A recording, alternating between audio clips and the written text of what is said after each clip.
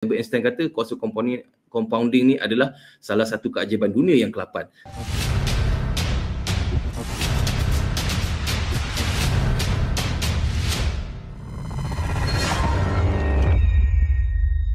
Tuan-puan, saya nak bagi tahu, sekarang ni kita boleh bagi macam-macam alasan lah untuk tidak menyimpan. Tapi tuan-puan, yang kerugian akhirnya kita.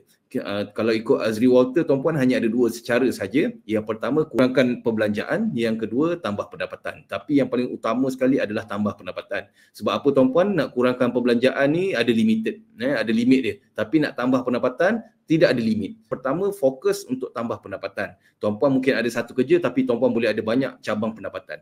Okay, so tuan-puan, kita tengok apa yang Warren Buffett kata. Kalau kamu tak boleh cari duit sementara semasa kamu tidur, then you are going to work until you die. Ini adalah passive income namanya. Dr. Azizul kata apa? Jangan simpan duit terlalu lama, laburkan duit agar duit bekerja untuk kita. So tuan-puan, pasti akan sampai satu masa nanti kita tak mampu nak bekerja ataupun tak larat nak bekerja. Hari ini kita masih mampu untuk bekerja, untuk dapatkan duit. Okay, so sampai satu masa nanti tuan-puan, kita tak mampu lagi untuk bekerja. Masa tu kita dah tua, mungkin dah tak sihat. Okay, so pasti sampai satu masa nanti tuan-puan, kita tidak ada kudrat untuk bekerja. Tapi waktu itu kita perlukan lebih banyak duit. Kos perubatan lebih meningkat. So bayangkan waktu kita nak bersara lagi 20 tahun. Kita kena sedar diri yang kita bukan makin lama makin sihat, kita makin lama makin tua. Penjara yang tidak ada jalan keluar adalah menjadi miskin ketika tua. Ini apa yang Tuan Aziz Ali bagi tahulah. Jadi kata mentor kata apa? Miskin ketika muda itu pengalaman, miskin ketika tua itu penjara kehidupan. Ketika usia masih muda, badan masih bertenaga, binalah kekayaan untuk hari tua. Jangan sekali harapkan anak-anak sebagai kepala persaraan. Kita kena mula daripada muda tuan-puan, untuk bina dana persaraan kita tuan-puan. Kita kena pastikan kita ada buat tabungan yang satu hari nanti tabungan ini, simpanan ini, duit ini yang pula akan bekerja. So berapa banyak duit kita tak penting tuan-puan.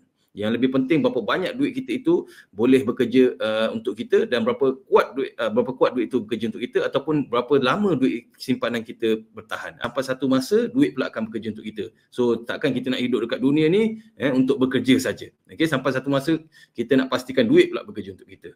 Okey, so active income ni tuan-puan, kita kena bekerja baru kita dapat duit. Okey, passive income ni tuan-puan, tak bekerja pun ada duit. So memang orang tak boleh brain macam mana tak bekerja ada duit. Tapi saya dah jumpa ramai orang orang kaya, dia tak bekerja pun dia ada income yang besar. Ataupun dia kerja, dia buat apa yang dia suka, yang dia happy. So tuan-puan, passive income ni, money works to give return. Okay, so saya pernah jumpa ada hamba Allah ni, ada jutaan ringgit dalam ASB dia, duit itu tercompound daripada dividen. Okay, so sampai ada jutaan ringgit dan dia dapat income setiap tahun 250,000. So bermakna setiap bulan lebih kurang 16,000 tuan-puan. Tapi untuk kita capai benda tu, dia perlukan masa yang sangat banyak lah, ataupun perlukan duit yang besar. Tapi tak mustahil tuan-puan, sebab kuasa compounding ni ramai orang tak tahu. Albert Einstein kata kuasa compounding ni adalah salah satu keajaiban dunia yang ke-8.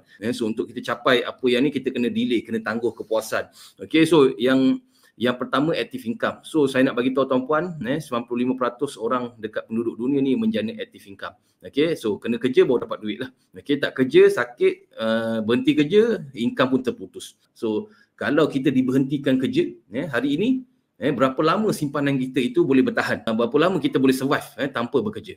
So sekurang-kurangnya tuan-puan mesti ada at least 6 bulan. Sebab itu kita kena ada dana kecemasan, dana tabungan untuk masa depan kita. Kita tak tahu tuan-puan.